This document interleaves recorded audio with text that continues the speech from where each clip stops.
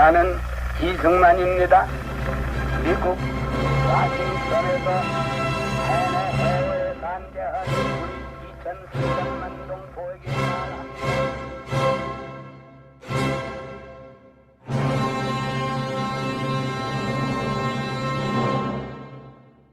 안녕하십니까. 2025 을사년 새해가 밝았습니다. 올해는 을사늑약 120주년에 해방 80주년, 한일 국교 정상화 60주년이 되는 해입니다. 특히 대한민국 초대 대통령 우남 이승만 박사의 탄신 150주년과 서거 60주년을 함께 맞는 해이기도 합니다.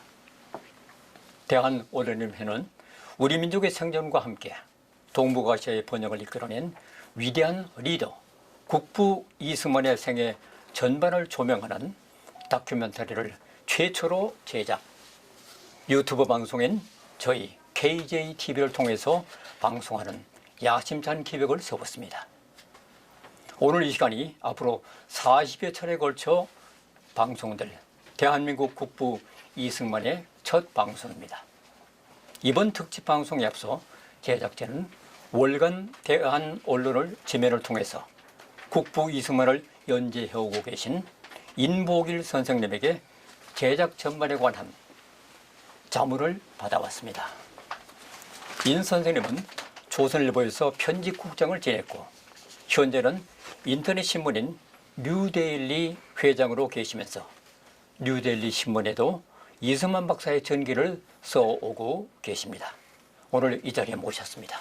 어서 오십시오. 네, 반갑습니다. 예, 조선일보에서 편집국장을 지내셨고 또 이렇게 현재도 여러 가지 활동을 하고 계신데 인 선생님이 보시는 이승만이라는 인물이 한마디로 표현을 하신다면 어떻게 정의할 수 있을까요? 네, 이승만 건국 대통령은 한마디로 표현하기에는 그 생애가 너무 다채롭고 거대한 공적을 많이 세웠기 때문에 참 난감합니다만, 그래도 한마디로 말하라 그러면은 그 많은 석학들이 평가하듯이 세계에 드문 위대한 영웅이다, 이렇게 말할 수 있겠습니다.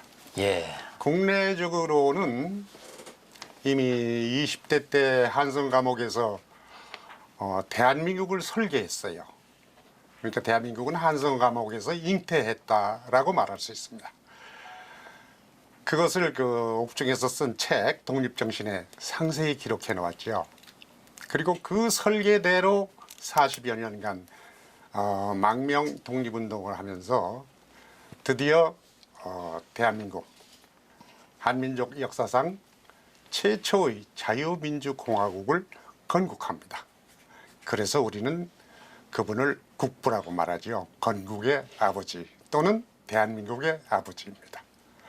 국제적으로는 냉전을 미리 알아보고 미리 전략을 세우고 냉전의 갈등에 쌓인 강대국 미국과 소련, 그 두 진영 사이에서 지정학적 전략을 세웁니다. 지정학적이란 아시다시피 한반도의 타고난 운명이죠. 중국, 일본, 러시아 이 3대 강국이 한반도를 먹으려고 쟁탈전을 벌이는 청일전쟁, 러일전쟁, 그 전쟁을 직접 어려서부터 몸으로 겪었던 이승만은 나중에 대한민국을 세우면서 그 강대국들을 한 손에 놓고 대한민국을 지키는 지정학적 전략을 짰지요. 그게 바로 유엔의 힘을 빌어서 건국한 거고, 또 한미동맹을 맺어서 영구히 대대자자손손 번영을 누리리라 하면서 오늘의 세계 톱10 선진국까지 기적을 이뤄낸 이승만의 그 탁월한 전략 전술, 그러므로 한마디로 국부다 이렇게 말할 수 있겠지요. 너무나 많은 카테고리에 두각을 나타냈기 때문에 쭉 적어봤어요. 그걸 보면은 동양학에 통달한 선비, 동양학자, 또 언론인, 신문을 3개나 창간한 언론인이자 평생 잡지까지 대통령 돼서까지 언론을 마음대로 조종할 줄 알았던, 조종이라는 게 마치 언론 자유를 억압한 게 아니라 언론을 활용할 줄 알았어요. 언론인, 정치 사상가, 기독교 사상가, 미국 전문가, 국제 외교가, 뭐 시인에다가 또 이 저술가, 책을 5권이나 썼지 않습니까? 책을 5권 쓴 대통령이 없습니다. 그래서 이분을 한마디로 말하기가 참 난감한 아주 그야말로 다채로운 인격자이신데, 이분의 어렸을 때를 보면은 그야말로 우리 옛말에 들성 부른 나무는 떡잎부터 한다는 식으로 남다른 천재성을 보인 신동이었죠. 지금 말씀하셨는데 이승만은 1875년 황해도 평산에서 조선족 왕족으로 태어났습니다. 그는 세종대왕의 형이었던 양녕대군의 16대 후손이었으면서도 5대조 이후로는 벼슬길이 그님께서 가난 속에서 자라났습니다. 그의 아버지 이경선은 풍류계역이었다고 하는데 어머니 김해 김씨는 서당 훈장의 따님이었다고 했습니다. 그런 연유로 어머니는 글자를 익혔고 또 학식도 있었다고 합니다. 자식을 여럿 잃고 나서 40이 넘어서 낳은 6대 독자 이승만을 끔찍하게 아꼈다고 합니다. 이승만 아버지 이경선 씨가 이미 5대 독자이기 때문에 결혼해서 일찌감치 2 아들을 연속으로 낳았는데 어려서 전부 그 천연두, 전염병에 잃었어요. 그리고는 아들이 없으니까 대가 끊긴다고 걱정이 태산이죠. 그렇죠. 그래서 그 어머니 김씨 부인께서 황해도 평산에서 서울 북한산의 문수함까지 그 100일 기도를 다닙니다. 제발 아들을 점지해 주십사. 그 지금도 문수사 가보면 그 500나한 불상들이 쫙 있는 그 동굴 같은 암자에서 100일 기도를 하고 커다란 용이 품속으로 날아드는 꿈을 꾸고 나서 태몽이죠.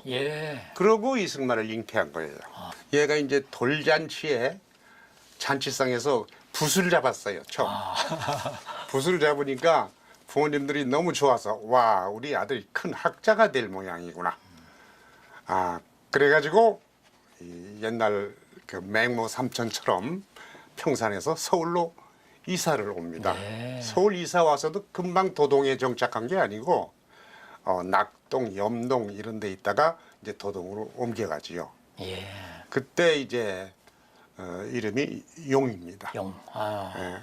그 얼마 뒤에 그 학렬이 승자라서 거기다 용자를 붙여가지고 승용이라고 부르죠.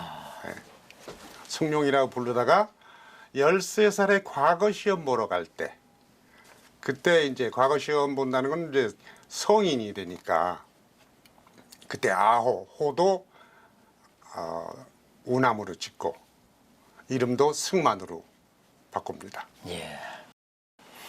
이승만의 어머니는 삭바느질로 그 어려운 살림을 꾸려가면서 아들의 그 교육에 전념했다고 그래요. 조금 전에도 말씀드렸지만 그렇게 뛰어난 천재성을 보이니까 말이죠. 아버지가 이 풍류객이라서 더구나 옛날 양반들은 이 퇴락한 왕손인데도 왕손에 대한 자부심이 대단했던 분이에요. 그래서 족보를 가지고 살다시피 합니다. 늘 족보를 펼쳐놓고 그 어린 승우용이한테 교육도 시키고, 그러면서 한번 말 타고 나가면 서너 달씩 안 들어와요, 아버지가. 그러니까 생계는 어머니가 삭바늘 일도 하고 뭐 또 다른 뭐 또 있었는지 모르겠습니다만은 그렇게 생계를 꾸리면서 이제 그 천자문을 가르치고 어린 외아들을 귀하게 얻은 외아들을 열심히 교육시키는데 그때도 도동골은 글자 그대로 복숭아나무, 복숭아나무. 예. 도화, 복숭아나무가 많아서 도동입니다. 거기에 도동이 지금 그 우수현 남쪽 동네의 서울역 앞에서 후암동으로 돌아가는 그 산기슭인데 거기 우수현 기우제 고개, 기우제를 지내는 고개가 우수현인데 지금 저 대우에서 지은 힐튼 호텔이 있는 그 마루터기입니다. 예. 거기로 올라가는 남대문에서 거기 올라가는 길이 이제 우수현 고갯길이죠. 그 고갯길에 저희 회사가 있어요 지금. 네. 예. 그러니까 서울역 맞은편 예, 서울역 대우 맞은- 그 건물 뒤쪽에. 예, 그 남쪽이죠. 그 남쪽으로. 남쪽에서 살았다 해서 이제 우남이 됐다. 우남. 우남이라는 호를 예. 붙인 거죠. 기우제 우자를 쓰고 예. 남역 남자를 쓰죠. 예. 그렇군요. 이승만은 어머니한테서 천자문을 배웠는데 나이 6살에 천자문을 모두 외워서 부모를 놀라게 했다고 합니다.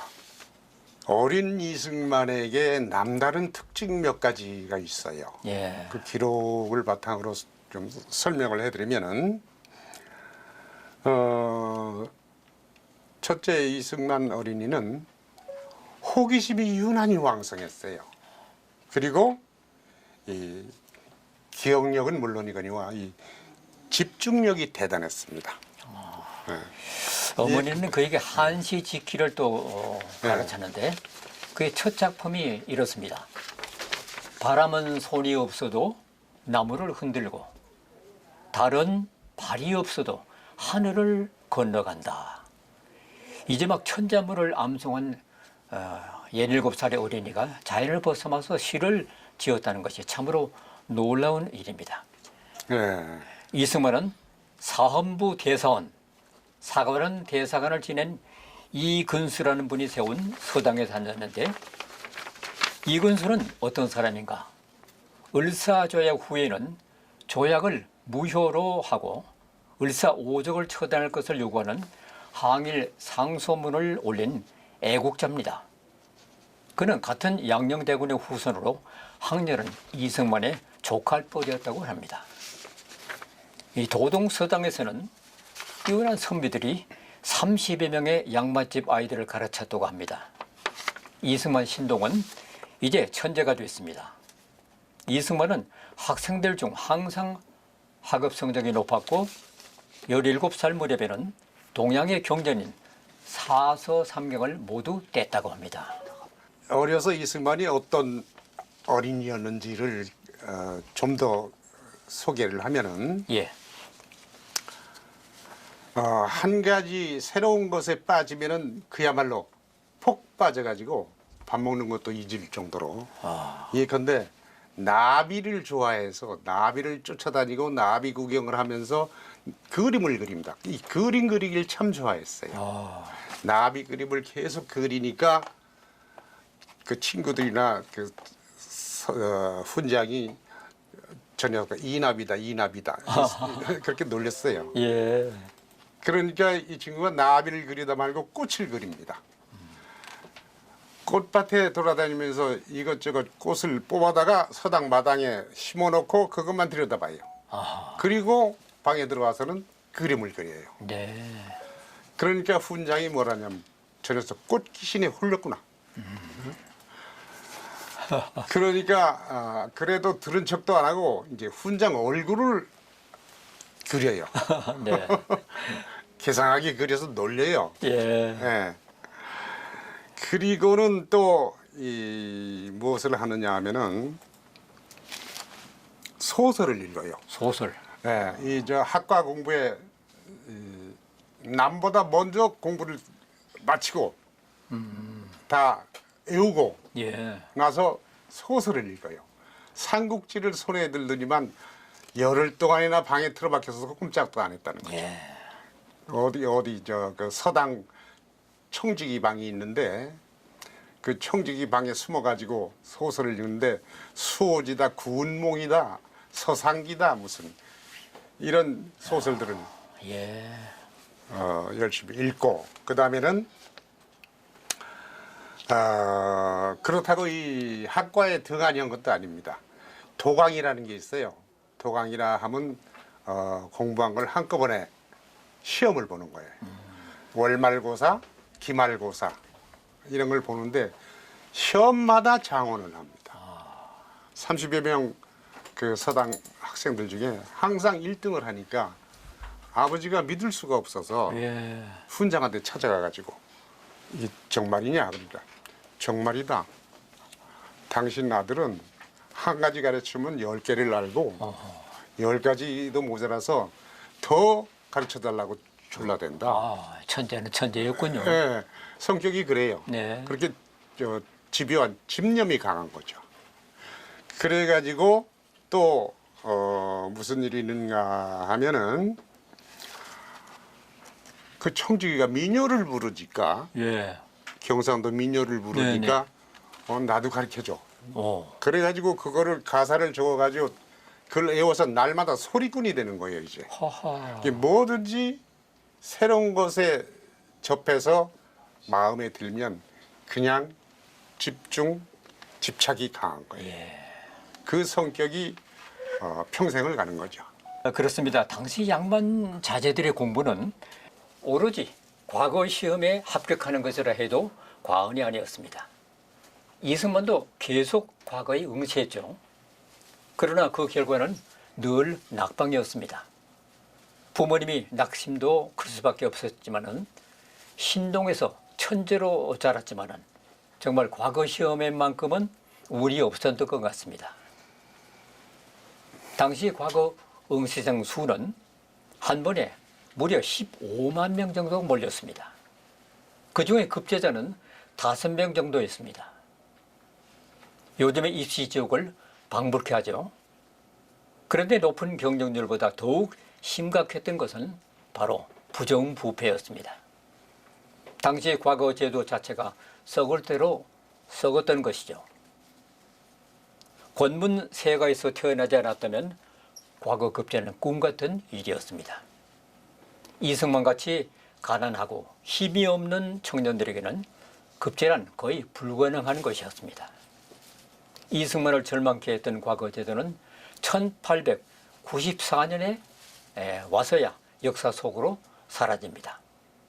갑오 경쟁으로 추진된 개혁으로 폐지가 된 것이죠. 네, 그렇습니다. 이 운이 없어서 낙방했다기보다 시대를 잘못하고 났다고 할까요? 과거 시험이라는 게 공무원 채용 시험인데 오로지 취직할 길이 그거밖에 없기 때문에 전국에서 몰려드는 거죠. 그러니까 15만, 당시 서울 인구가 20여만도 안 됐을 때인데 15만이 넘는 인파가 경복궁 일대를 뒤덮습니다. 그게 순수한 그 수험생들만이 아니지요. 거기에 장이 섭니다. 거기에 온 사람들을 상대로 떡 팔고 엿 팔고 국밥을 팝니다. 이 장사꾼들 또 양반 자제들을 수행한 하인들 그야말로 인산인해입니다. 그 경복궁 신무문이 맨 북쪽에 있는 문 아닙니까? 그 신무문 안에서 시험을 보는데 부정부패가 얼마나 심하든지 차술 대술이라는 게 있어요. 차술은 답안을 빌려주고 돈 받는 거. 대술은 대리 시험을 쳐주고 돈 받는 거. 이런 부정부패가 그때만 있었던 게 아니고 오래전부터 완전히 제도화되다시피 돼 있기 때문에 그게 또 하나의 장사가 되는 거죠. 이승만도 그 차술 대술 제안을 여러 번 받아요. 그러나 물리치죠. 그런데 이 합격자는 이미 미리 정해집니다. 위에 장원 급제부터 톱 10이라 그럴까? 이 상위 합격자들은 전부 사전에 다 아무개 양반집 누구 누구, 정승집 누구 다 정해집니다. 그래서 심지어 어떤 현상이 있었다고 기록이 남아있는가 하면은 답안지가 산처럼 쌓여 있는데 손도 안 대고 채점은커녕 그냥 합격자가 먼저 발표가 돼. 이게 당시의 과거 시험 현장입니다. 이승만이 13살부터 과거 시험에 응시하고 19살 때까지 아까 말씀하신 갑오경장 때 폐지될 때까지 8번인가 9번 시험을 보는데 번번이 낙방이죠. 어느 날 그날도 시험에 떨어져서 남학신을 신고 터덜터덜 이 육조거리를 걸어서 남산 자기 집으로 가는데 해가 저물어서 남대문이 잠겨버렸어. 그래서 성을 타고 넘어야 돼. 근데 허물어진 성터가 있어서 그리 타고 넘는데 장님들이 지팽이를 짚고 더듬더듬 성벽을 기어 올라가는 걸 도와주고 나서 자기도 성벽에 넘는데 털썩 주저앉아가지고 엉엉 통곡을 합니다. 이승만이. 그 통곡이 무슨 통곡이냐? 여러 가지겠죠. 번번이 떨어져서 부모한테 효도도 못할 뿐더러 나라의 앞날이 캄캄하다. 나라의 앞날이. 그때부터 거기서 이승만 마음속에 10대 소년 이승만 마음속에 조선 왕조 개혁에 대한 욕구, 고종에 대한 분노, 증오, 나중에 독립운동을 하는 왕조 개혁을 해야 되겠다는 의국충정이랄까 일종의 혁명 정신이 그렇게 익어가는 겁니다. 이승만이 태어난 시대가 소위 그 약육강식의 시대입니다. 강대국들이 식민지 쟁탈전을 벌이는 시대. 1875년에 태어났는데 그 해는 일본이 한반도를 처음 침공하는 운양호 사건이 터진 해예요. 이승만은 그 6살 때 시각장애자가 될 뻔했어요. 아이고 내 눈 안 보여 안 보여 방을 방방 뛰는데 그때 동네 사람이 도와줘가지고 아버지랑 같이 어디로 가느냐면 저 진곡에 지금 충무로입니다. 진곡에 있는 일본 약방에 갔어요. 거기서 안약을 얻어가지고 그거 몇 번 넣으니까 금방 났어요. 그게 이승만이 해외 서양 선진 문화를 처음 접촉한 사례다. 그렇게 기록이 되어 있습니다. 7살 때는 또 무슨 일이 있었느냐면 그 다음에 이모군란이 일어났어요. 이모군란이 일어나서 청나라가 대원군을 북경으로 납치해가고 서울 우리 청나라 군대 세상이 된 거죠. 그 다음에는 뭐가 일어나느냐? 1884년 갑신정변이 일어났어요. 갑신정변이 일어나니까 서당도 전부 스톱 문을 닫았어요. 그러니까 이승만 어린이가 할 일은 나가서 청나라 군대 일본 군대가 싸우는 걸 구경하는 거야. 이승만이 자서전에 써놨어요. 내가 그때 전쟁 구경을 참 많이 했다 써놨는데 그렇게 구경하고 나서 집에 돌아와서 밥도 안 먹고 자리에 누워서 꼼짝도 안 하는 거예요. 어머니가 걱정이 돼가지고 야 밥을 먹어야 될 거 아니야. 그러니까 벌떡 일어나서 묻는 말이 어머니 일본은 뭐고 천국은 뭐야? 이런 질문을 던지는 거예요.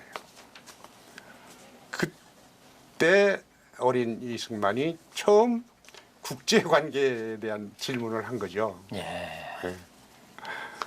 그래서 여러 가지로 남다른 아이였다.